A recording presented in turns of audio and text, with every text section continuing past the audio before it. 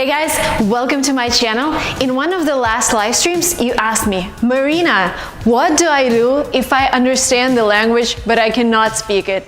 Guess what? I had the same problem, and I can give you a few tips that really help me overcome this problem. So if you're interested, please continue watching this video.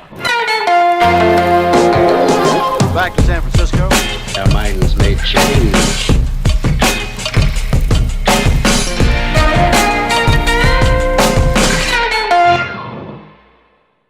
Thing number one that you have to understand is that our brain is a magic thing. It actually has all of the information. Because sometimes you think, oh my God, I have been learning English for 2 years and I don't see the progress. But the thing is, you've actually learned a lot of stuff during these 2 years. You've learned vocabulary, you've learned grammar, you've learned how to speak. But guess what? You haven't had practice. And that's your problem. Everything is inside, everything is there, but you need the stressful situation that would help this information come out. How do you create the stressful situation? Advice number one.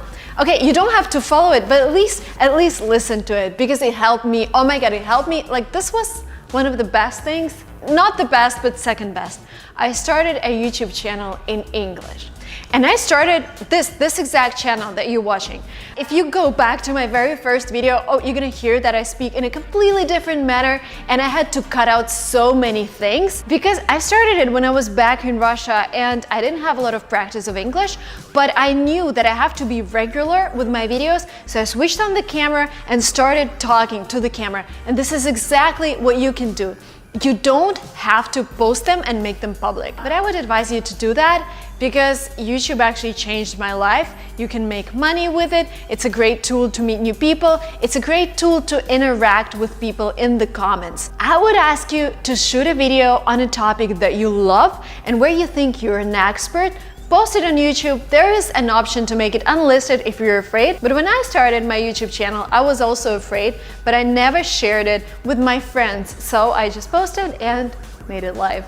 By the way, if you decide to make a video on YouTube, please tag me and tag Linguamarina so we can see this video, if you're not afraid, of course. Another advice that I will give you, of course, you have to talk to native speakers. But I understand that sometimes when you start talking to them, you're like, I don't understand something. Sometimes they tell something using some background knowledge I have no idea about. Well, it's okay, and I'm happy to explain some concepts that they may not understand. So don't be afraid to ask people to repeat something. If you don't understand, ask them what they meant. It is also very important to stay proactive in the conversation. So even if you don't understand, again, ask questions, maintain eye contact. I know a lot of you come from the cultures where you don't look people in the eye, and I come from the same culture, and I see a lot of Russian people staring at the table when they talk. Don't do that in America. People look each other in the eye. And that's the gesture of friendliness, and that means that you understand the culture. Another thing, in some cultures, people would not shake hands with women, or it would be like a weird handshake where you do it like this. No. In America, it's a firm handshake, even with, girls, and I shake people's hands when I go into the meetings. So follow these cultural tips as well. Dominant handshake. I think America is one of the best places to study English, especially if you're interested in something else apart from English. I am interested in entrepreneurship. I would come to San Francisco, then have classes in the morning, and then research meetup.com in the evening so I can meet fellow entrepreneurs, visit offices of big companies. If you love Hollywood, go to LA. If you love design and fashion, that's New York. I love how diverse this country is and how every city is the top city in some particular sphere, business and entrepreneurship. So select a city and come and travel. The coolest thing is that when you travel, you encounter English everywhere. I walk now, I want to buy something, I would just have to speak English because nobody speaks Russian. Well, some people speak Russian here, but this is definitely not the language I'm going to use here. So you would have to practice. If you are coming here for the first time, I would recommend staying with a homestay because you can stay with locals and you can practice English 24/7. If you want to be more independent, there are also student residences where you stay with people from other countries and also communicate 24/7. But when I traveled for the first time, for the second time, for the third time, for the fourth time, I always stayed with homestays because I just love local people. I love to connect with them and ask them questions and ask them to show me the best places around and just learning how people live here.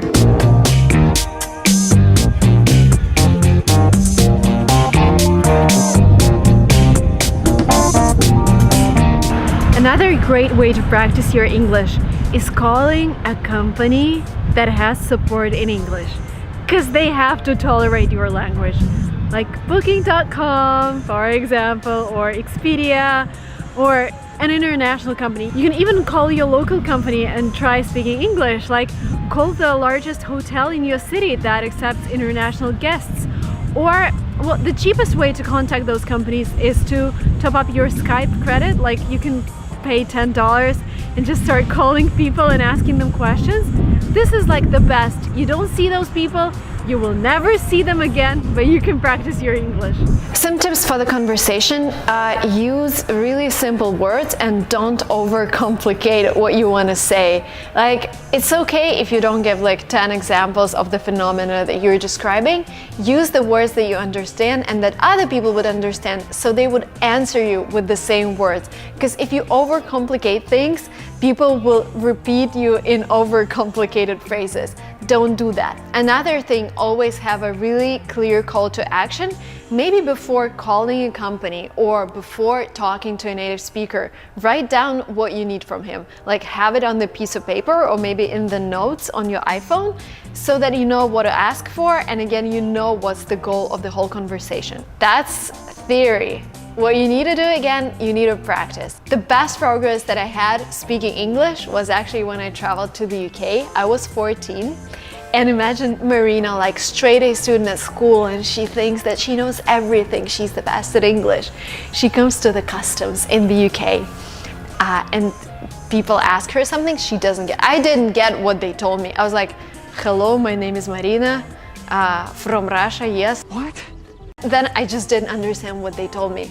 And that's the problem. Like, you have to create those stressful situations where you put yourself in an environment where everybody speaks English, and you can easily do it by traveling, by coming here to a language school.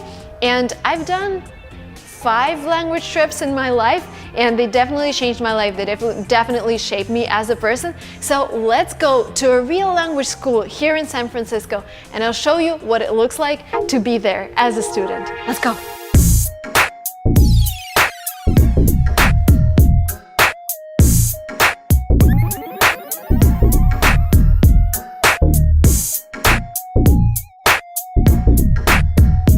Would you laugh at somebody who has an accent? Absolutely not. I love accents.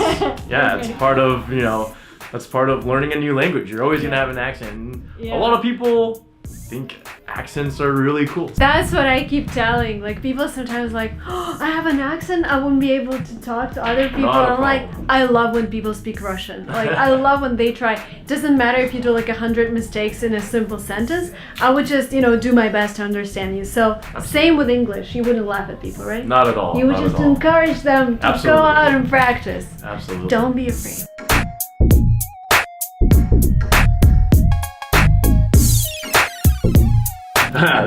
This is me. Excursion trips to LA, Las Vegas.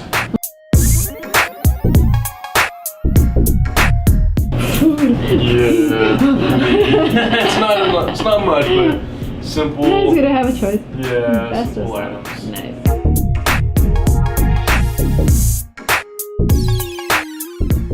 Spencer. Hey. How old was your youngest student? We have 16-year-old, 16, 17-year-old students. What will you tell to a student 17, 16, afraid to travel alone? This is like their first trip. Yeah, I would say be brave. It's a great, fantastic experience to come out here on your own, live on your own, and you do learn a lot about yourself and about your ability to, go somewhere and travel.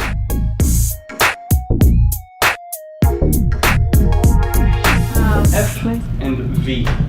Could you give me one word that starts with F? Familiar. And then what's a word that begins with V? Volt. Do you see? Yeah, like electricity. And I want you to write them down on your whiteboard. So for example, if I say ferry, you could write ferry, F-E-R-R-Y. But if you mishear me, you might write down this one by accident, V-E-R-Y.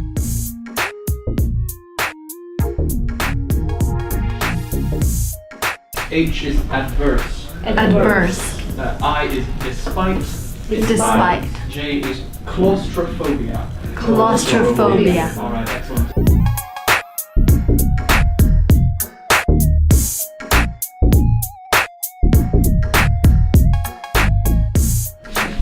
Thank you so much. Thank you for I letting really me. enjoyed the class. It's nice to have you in class. I hope you learned something. I have, yes. Hi guys, hope to see you soon. Yay, bye-bye. All right. See ya.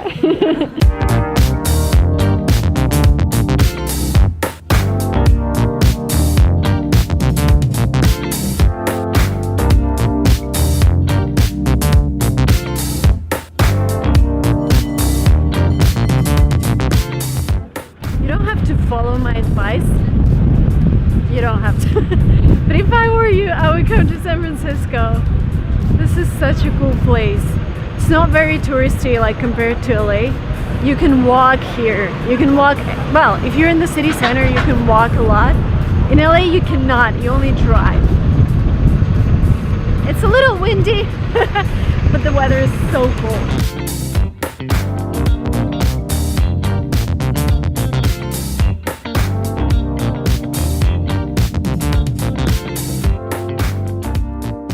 Thank you so much for watching this video.